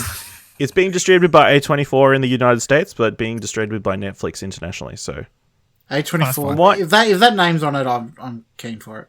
Yeah, it's pretty much we've gold converted these Nick. days. But yeah, it might not see that on the big screen here. No, because it's been on Netflix. That's true. We have the new film from Armando Iannucci, the director of The Death of Stalin and creator of Veep. The Personal History of David Copperfield, which will be a film about the life of David Copperfield. Not the magician, but the guy from the Dickens novels. Chronicling his youth into his adulthood. Starring Dev Patel, Tilda Swinton, Hugh Laurie, Peter Capaldi, Ben Whishaw, and many more. Benedict Wong's in it. Gwendolyn Christie. Nick, you're a big fan of Death Stalin? Is this... I'm a big fan of, what's his name? I can't pronounce his name either. But yes, I'd invest. I invest as a big fan of the thick of it. Yeah. In the loop. In the loop, yeah. All of that. Yep. Peter Capaldi. I invest. Yep. All right. We have Just Mercy, directed by Destin Daniel Cretton, the upcoming director of Shang-Chi and the Legend of the Ten Rings, and also director of Short Term 12. It follows attorney Brian Stevenson, who takes the case of Walter McMillan, a man imprisoned for murder despite having evidence to prove otherwise, starring Michael B. Jordan, Jamie Foxx, Brie Larson, and O'Shea Jackson Jr. I would invest because Michael B. Jordan, I think, is getting to a stage where his name would prove a profit. So I would invest solely as a business person. I'd partially invest because I'm not invested in this product. We have the the biographical drama, Judy, which is about Judy Garland in 1969 when she arrives in the British capital for a 15-year run of sellout concerts, played by Renee Zellweger, and is based on the Oliver and Tony Award-winning play End of Rainbow. No. Directed by Rupert Gold, who's a theatre background. I do not invest. I've never watched anything with Renee Zellweger I like. Okay. Good to know. Are you hating on Bridget Jones's Diary? Yes. Travesty. We have Ford versus Ferrari, the upcoming American biographical drama directed by James Mangold, that follows... Yes. The trailer looks pretty good. Yeah, the Le Mans Endurance in 1996, I believe. Starring Matt Damon, Christian Bale, John Bernthal. Yes, investment. Yes. Unsurprising. Solid invest. We have a film called Bad Education, which will follow... Cameron Diaz. Nope. Oh, okay, different. Directed by Corey Finlay, who directed Thoroughbreds. It will be about the unfolding of the single largest public school embezzlement scandal in history. Starring Hugh Jackman, Alison Janney, Roy Romano, Geraldine Viswanathan, and Alex Wolff. Yes, for the talent involved. Yes, I'll give the same answer. We also have A Beautiful Day in the Neighborhood, the upcoming American drama, biographical drama, directed by Marielle Heller, who previously did Can You Ever Forgive Me? It follows an award-winning cynical journalist, Lloyd Vogel, played by Matthew Rhys, begrudgingly accepting an assignment to write an Esquire profile piece on the beloved television icon Fred Rogers, played by Tom Hanks, with Vogel's perspective on life transformed after his encounter with Rogers. Yes, because he can rake in the money. Yeah. Well, we've already seen some of this one as well, and it looks really good. So yes, I'd invest. Okay. We have the new Steven Soderbergh film, The Laundromat. Yes. Which stars Meryl Streep, Gary Oldman, Antonio Banderas, and is pretty much about the Panama Papers story back a few years ago. Yeah, I'd invest. I'd invest at Steven Soderbergh. Easy sell. We have The Lighthouse, a psychological Yep. horror film. Watch the trailer today. Yes, move. Yes. Please give it to me now. A24, give it to me now. Sorry, continue. No, okay, that's it. I watched the trailer this morning. I came in my pants. It looked that good. For the viewers at home who don't know what this movie is. Sorry, I just closed the tab. I can tell you what it's about. It's Robert Pattinson and Willem Dafoe, black and white movie, much like The Witch, which was their previous movie. And it's set in a lighthouse, and it looks really wonderfully shot, beautiful imagery, great actors. Just looks like the two of them in the lighthouse, and some freaky shit's going to happen. And the trailer was dropped this morning as of recording, and it's jumped to pretty much one of my most anticipated things for the rest of the year, pretty fucking fast out of nowhere. So really pumped for that one. Invest. Yeah. Nick, I assume you're on board with that one? Yes. I really like Willem Dafoe. We have The King, which is an upcoming adaptation of several of William Shakespeare's Henry's plays, directed by David Michaud, who previously directed Animal Kingdom and The Rover, written with Joel Edgerton, starring Timothy Chalamet, Joel Edgerton, Robert Pattinson, Ben Mendelsohn. I'm checking out, is this his first movie since The Rover? Unless I've missed something. I believe so. Because I just wanted to, I'm like, have I missed a movie? War Machine, which I did watch as well and I didn't like. So, yeah, I would invest because I'm a huge Animal Kingdom fan and I really like The Rover as well. So I would invest, yeah. And I'm investing in Australian talent as well. So. Yeah, I like Joel Edgerton, so I'll invest. Yep. Also, this is being distributed by Netflix, so again. So maybe he had more than one picture deal after the War Machine thing, maybe, I don't know. Maybe. Speaking of Australian films, there's one playing at Toronto, called Baby Teeth, in which a seriously ill teenager falls madly in love with a small-time drug dealer.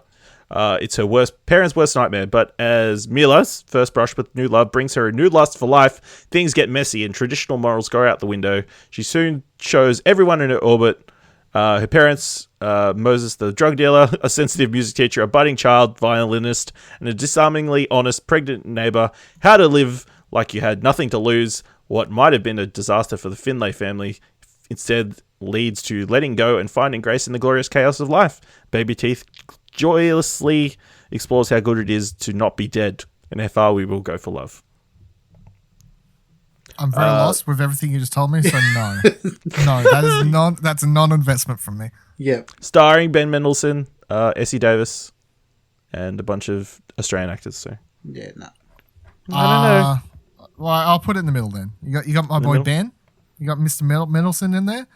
Yeah. All right, I'll put it as a half. I'll go 50%. But I've never been more confused today than I have with what the fuck. Yeah, just it's a came bad out of your description. mouth. Bad description. Then we have the new Noah Baumbach drama, called Marriage Story, which is an incisive and compassionate portrait of a marriage breaking up and a family staying together. Stars Adam Driver and Scarlett Johansson, Alan Alda, Ray Liotta, and Laura Dern. No. I don't like ScarJo. No. Okay. We also have The True History of the Kelly Gang, an adaptation of Peter Carey's novel of the same name. It'll be the story of the Australian bushranger Ned Kelly and his gang as they flee the authorities during the 1870s, starring Russell Crowe, Charlie Hunnam, and Nicholas Hoult. Is Charlie Hunnam playing Ned Kelly? No. A gentleman called George McKay is playing Ned Kelly. Who the fuck is George? Well, it listed it on IMDb. Yes, I'll say it. I'll invest. Oh, All the bogans are going to go see it. well, yeah, that's Such as life tattoos. Yeah, exactly. And I mean, I've watched my fair share of these fucking Ned Kelly movies. I mean, who hasn't? There's enough of them, I guess. But yeah, there's nothing there that really says this is going to be any different than the fucking what was the last one, 2008 or whatever it was, The Heath Ledger one. Heath Ledger one. Yeah, that one didn't do too well, I didn't think. So actually, no, I won't invest because I don't think that one did very well. So no, I'm gonna say no. Okay. We have The Goldfinch, which is a film coming from John Crowley that is based on a novel about a young man whose troubled childhood leads him into the world of art forgery, starring Ansel Elgort, Nicole Kidman, Oakes Fegley, Finn Harwood, Sarah Paulson, and Luke Wilson and Jeffrey Wright. I like the names you're saying, but no. I'll middle one. I'll middle it. Middle it. We have Motherless Brooklyn, a crime drama written, produced, and directed by Edward Norton, in which he also stars as a private investigator with Tourette's syndrome who works to solve the mystery of his mentor's murder in 1950s New York, also starring William Dafoe, Bruce Willis, Alec Baldwin, Leslie Mann, and Bobby Cannavale. His name. Cannavale, I think. I would say yes, because although he hasn't, I think he's only directed one other thing or a short or something like that.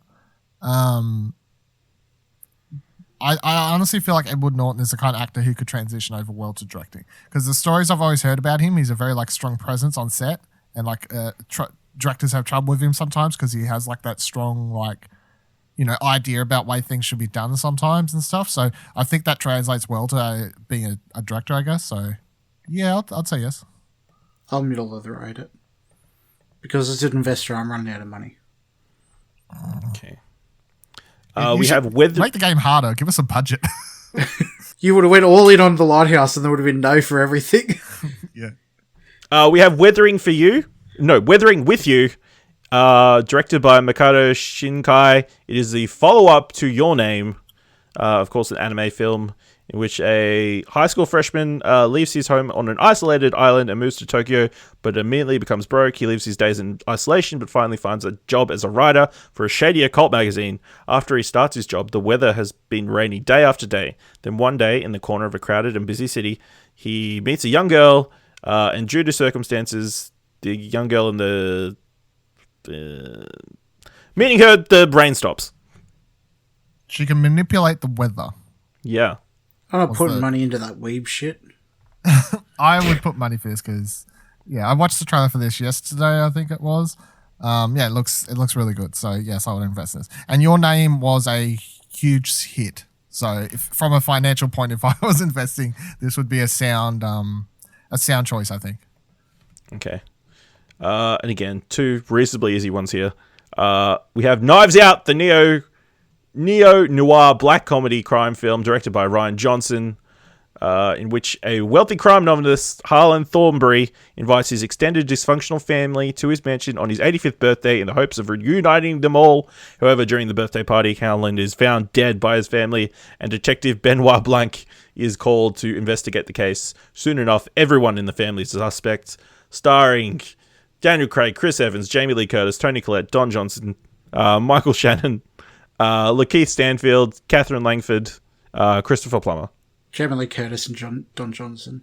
I said those. No, you didn't.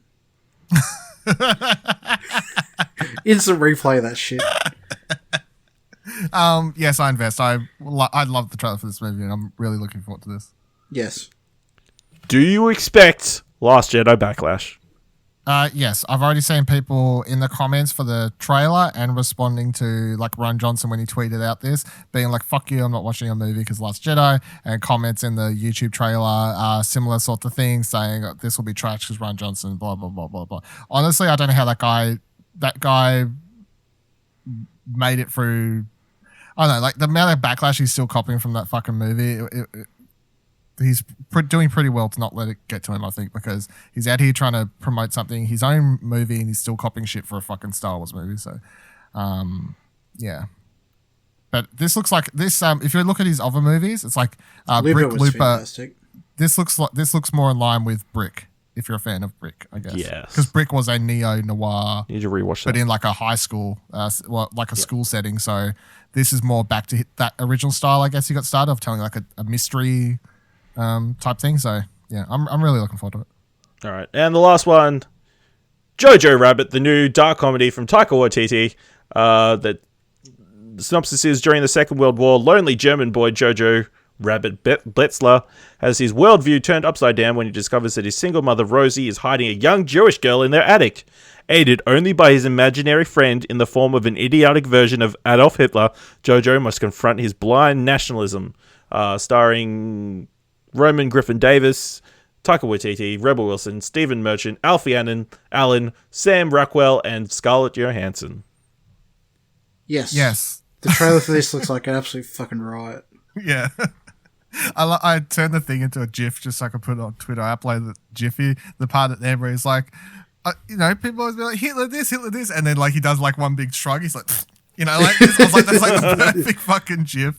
Like I had to save that for later. Yeah, the trailer for this looks absolutely amazing, and I love Taika Waititi. I love all his movies. Apparently saying Thor is a fucking 7 or something is the end of the world. You are Hitler. Yeah, I am basically Hitler. But I love all of his original movies. His last original movie, Wilder People, was my top movie of that year. So, taking Thor out of the equation, like pretending if this was his movie, like he never did Thor and this was just his follow-up to Wilder People, this would be high on my radar as it is because I love that movie so much. So, yeah, I'm really, really excited for this one. Okay, so out of all those films that we discussed, what one are you most looking forward to? Can I pick one? Only one.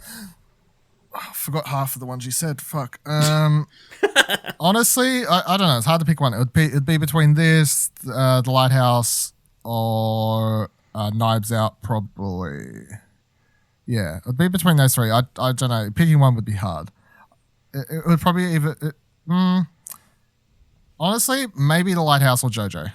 If I had to pick. If I had to knock out one, I'll get it down to 2 for you. But that's my top 3. Nick?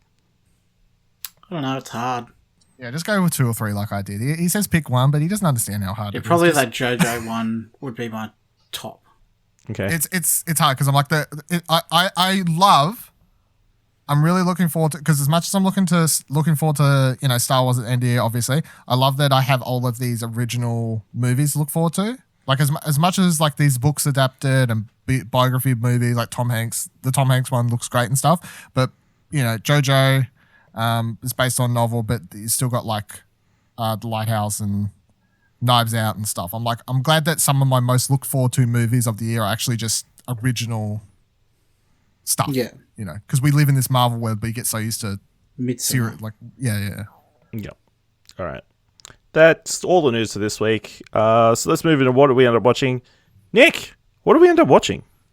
We ended up watching Les Misérables. One day more to revolution. We will nip it in the bud. We'll be ready for these schoolboys.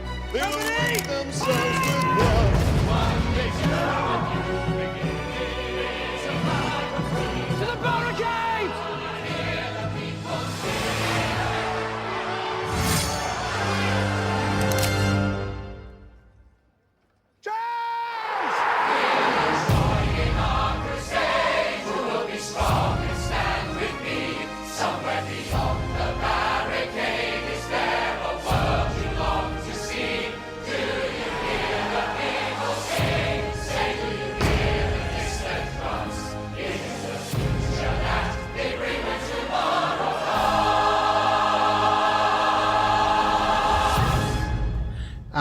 Directed by the guy that's doing that awful Cats movie. Yep, directed by Tom Hooper. This is the 2012 version. Came out in 2012. I was actually surprised how long ago it came out, to be honest. Yeah, that was a bit of a shock going back. The plot is in 19th century France, Jean Valjean, who for decades has been hunted by the ruthless policeman Javert after breaking parole, agrees to care for a factory worker's daughter. The decision changes their lives forever. Starring Hugh Jackman, Russell Crowe, Anne Hathaway, Amanda Seyfried, Eddie Redmayne, Helena Bonham Carter, and Sacha Baron Cohen. Nick, why'd you pick this film this week, this episode? I don't know. I wanted to see it. It worked out very well with the Cats trailer drop. Yes. I will say it's based on the musical written by Alan Bubel and Claude Michel Schoenberg, which is that also based on the book. Yeah. Written by Victor Hugo. Okay. Yeah. I guess because I'm in a period where I'm interested in that part of history. Obviously, with watching Waterloo, this takes part kind of in the middle and after that, because it spans 30 years or something like that, but 20, 30 years. But yeah, I really, really enjoyed it. I think visually it's spectacular. I think the plot is as relatable as ever, and yeah, I just love it, really. Yeah. Have you got any history with the musical at all? Yeah, so at the beginning of it takes part just after Napoleon got exiled and was sent to Elba, and the Bourbon St. Louis the 15th, I think, took back over, and then part of it takes part later. In the later part of history is when there's another turmoil and upheaval, and another royal family comes in and takes over. But I feel like that's all superfluous to the plot, because it's all about the oppression of the people. I was more referring to, had you watched the musical before? Oh, right, no, not at all. I like how me and Ash kind of had a look, but we're like, but he's given us a history lesson, so we'll let it go. Dylan, have you got it? Have you seen the musical before? No, I've never seen the musical or any adaptation or play or anything that this is based on. I thought it was okay. And I thought it went for too long. I thought it dragged a little bit at times. I think that comes from them sticking really strictly to trying to adapt what I gathered is older songs from the play, or not willing to possibly cut parts to fit it better into. Apparently, they added a song.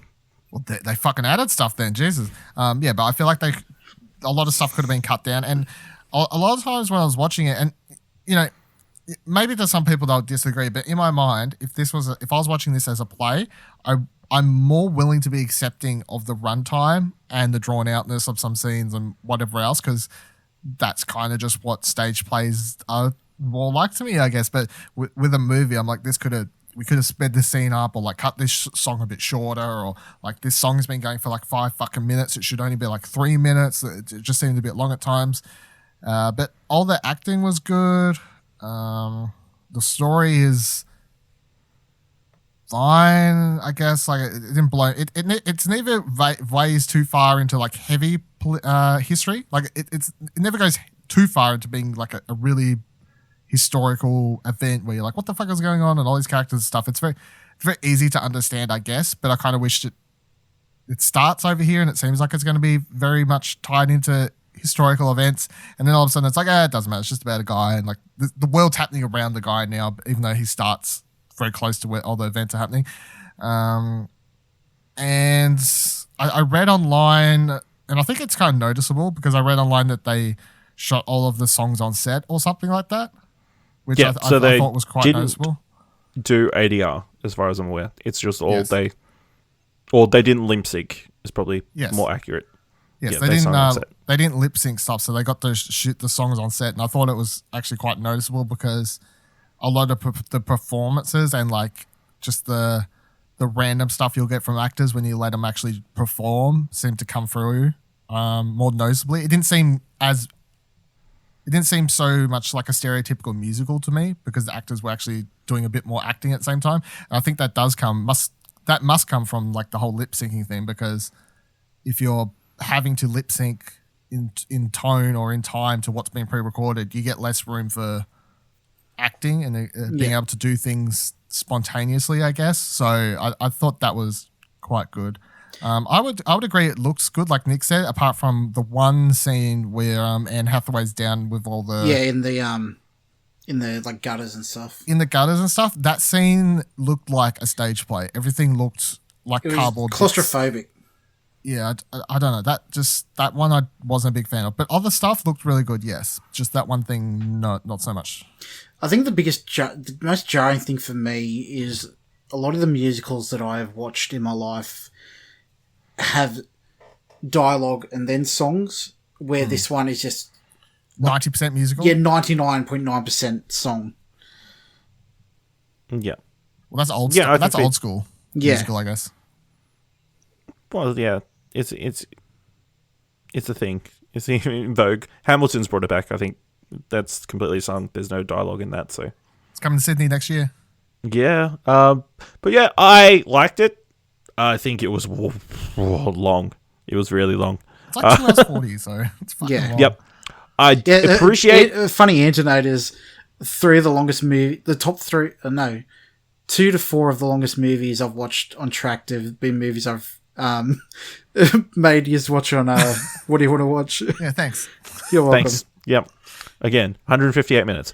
But yeah, I appreciate this film because now I can get those musical references, because you know a number of those songs have been parodied in different things or referenced, or those different songs obviously come up in like The Simpsons and things. I didn't love all the songs. Obviously, some are way stronger than others. Yeah. I think, of course, A Dream is like that was a high point of the film, I think. Yeah. I think the strongest song is when the revolution starts to happen towards the end. One Day More? No. When you hear the people sing. Yeah, that one. And also, anecdotally, like the other day, the protesters in Hong Kong were singing that too. Oh, really? Oh, that's cool. Yeah.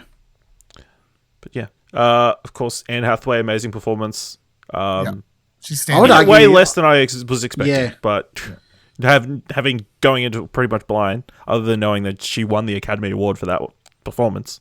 Yeah. But yeah, hell of a performance though. Yes. Russell Crowe. Surprisingly, fine. Yeah, he could sing a lot better than I expected. Yeah, exactly. Yeah. Although not as well as people would have liked, apparently. Really? I thought it was good. No, I distinctly remember around the time him getting panned for the performance. But then he's not like an amazing singer, like especially when you're up against Hugh Jackman, who we know is exactly pretty fantastic singer. It's a hard thing, but yeah, Hugh Jackman also really good, really great. And then I really loved Helena Bonham Carter and Sacha Baron Cohen. Thinking back on it, I think the scene with them in the tavern could have been cut short for me. That's true. They could have cut that song a little bit. I think they possibly could have cut it shorter, but I would say that scene honestly felt really, really, really necessary to add levity to the film, because up until that point, like the seriousness and the direness of it and everything like that, I was actually really happy to have that song come in and just watch it happen, because like the way they shoot it and everything, and the pickpocketing stuff and switching it all around, and it was just a really enjoyable thing. I didn't take my eyes off that. I think that was the only time where I didn't even like blink. I was just enjoying watching that scene put together. So maybe it could have been shorter, maybe, but at the same time, it was probably the scene I was most invested in, because I was like, oh my god, fucking this movie is like so fucking down, and then I was like, oh yeah, a bit of levity to the movie. Yeah, you could have cut. So I actually don't think they needed to be in the rest of the movie at all. No, after that. I don't know they why didn't they need to show up later. No. I don't think they need to show up later, and that's the only thing that annoyed me. I wish they just solely existed in he needed to be there so I guess spoilers for this 30-year-old musical. 40-year-old musical. But For this he needed 100 and something, 200-year-old book. 200-year-old book. He needed to be there to tell Eddie Redmayne's character that Joel Valjean saved his life. I think you could have made that a random person and just had that random person tell him on the street or something like that. I don't think it Probably, needed to but be him. So, people would be upset. I don't know. I could have cut them after that point. But yeah, good film. I understand why it's well regarded. It is very beautiful. It didn't get me interested in the history of that time at all. Sorry, Nick. It kind of seemed pointless. They all died, didn't they? Yeah. The revolution just died in one like that. So yeah, that was a very toothless attempt at a revolution. Yeah, and Javert just kills himself. Yeah, I didn't quite that was understand weird. that. Yeah, and the shot of him dying as well it looked awkward. Yeah, it looked like they pushed a dummy body off a bridge. Yeah, and then it just landed that way, and they used that footage because they couldn't be bothered trying to get it back. It's gone, boys. Yeah. Oh damn. Oh well. But yeah, that brings us to the end of this episode of What Do You Want to Watch? Nick, where can people find you on the internets?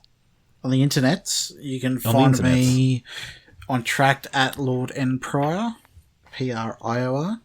Dylan, where can people find you? All the places, Viva La Dil, VIVALADIL.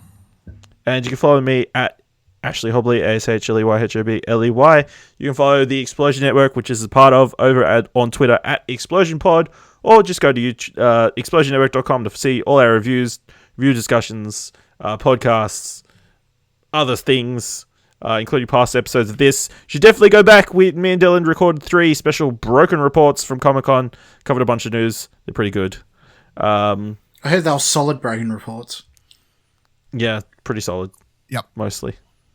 If you've got any suggestions of which of those Emmy Award nominated TV shows we should watch the pilots of, send us an email at mail@explosionnetwork.com. If you really want to help us out, leave a review on Apple Podcasts or on Podchaser, or tweet at us your reviews and we'll retweet them and give it a like. You'll feel good. Or just tell people about the show, preferably not in 158-minute musical form. It seems like stretching the subject matter a bit too far. So thank you very much for listening, and until next time, keep watching stuff, I guess. Every trophy counts, or at least that's what Dylan would like you to believe. Join him and me every Tuesday when a shiny new episode of Platinum Explosion dings into podcast feeds. The #1 PlayStation podcast in the Oceanias breaks down all the latest in PlayStation-related news, releases, trophy lists, and much more. Just search your podcast app for Platinum Explosion and subscribe for free now.